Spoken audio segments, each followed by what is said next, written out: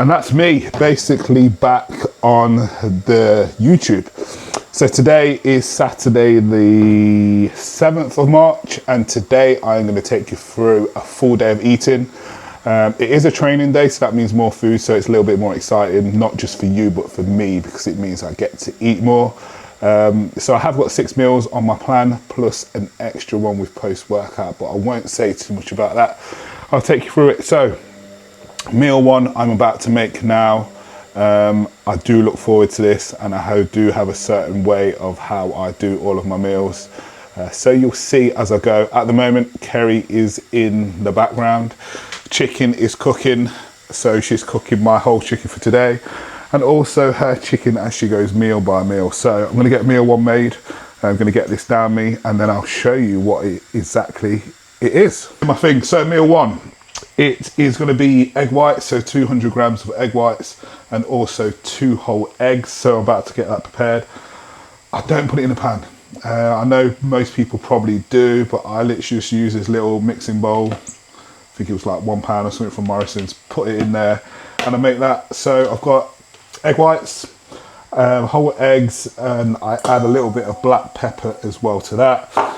And then I have got whey protein, cream of rice, and a banana as well. The whey protein, I will make that into a paste to go over my cream of rice, and a little secret ingredient like what I like to add to my cream of rice as well. So I'm gonna get that made, then I'll show you what it looks like after. I'll be honest, the egg whites and the whole eggs don't look that great, that appetizing, but it does the job for me and it's easy. So let's get to work, let's get this made. So whey paste is about to get added to the mix. I actually use cold water when I make my whey paste, and I'm trying to make it as thick as possible as well. So I'm gonna add that on to the cream of rice. I feel like there's a knack to this. If you make it too runny, then it just doesn't go so well. So mine's quite thick. Add that to the mix. There will be some left over, and I probably can't get it all out from this spoon. So when I turn off the camera, I will be that person licking the spoon, but you don't need to see that.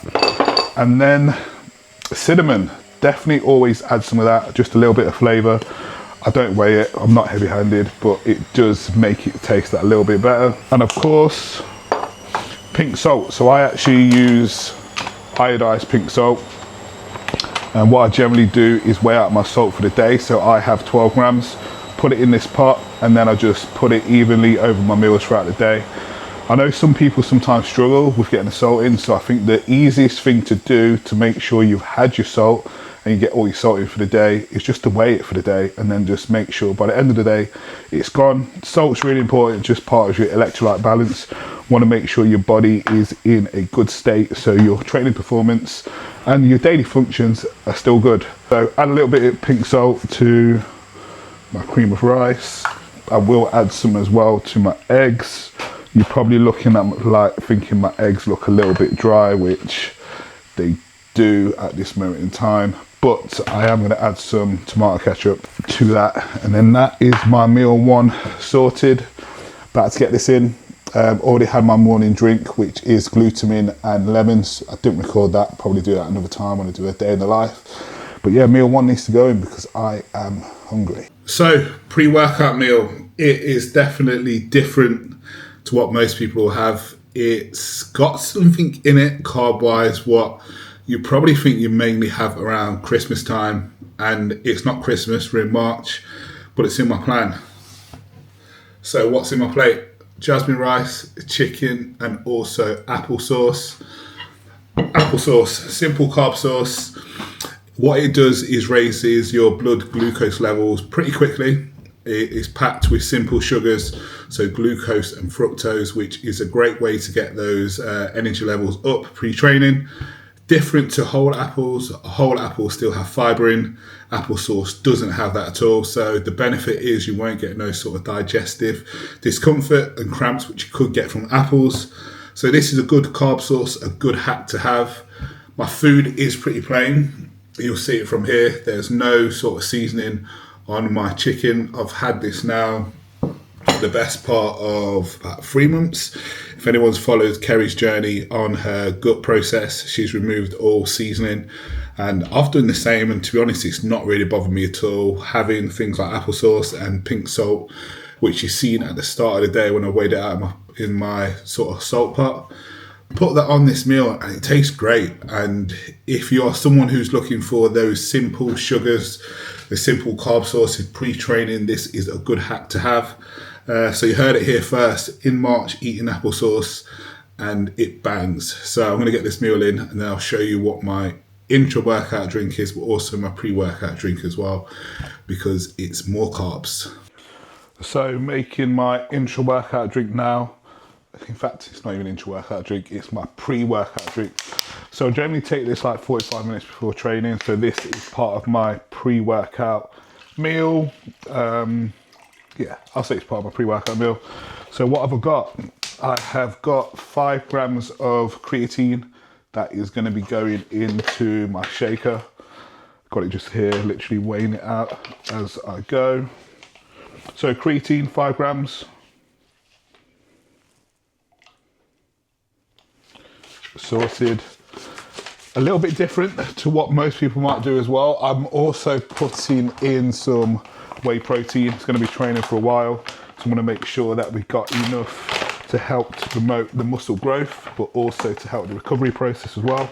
So 20 grams, let me just reset my scales, is going into my shaker. Also, a little bit more carbs going into this drink as well. So I'm using Trained by JP Performance Fuel. Extra carbs, extra energy is going to be needed for my workout, and I've got 30 grams of that going in. 30 grams are in, and then because I need a little bit of a kick, something to help me in the workout, so I've got Pumpage, so Trained by JP non-stim pre-workout. Gonna have a scoop of that. That is sour peach ring flavour.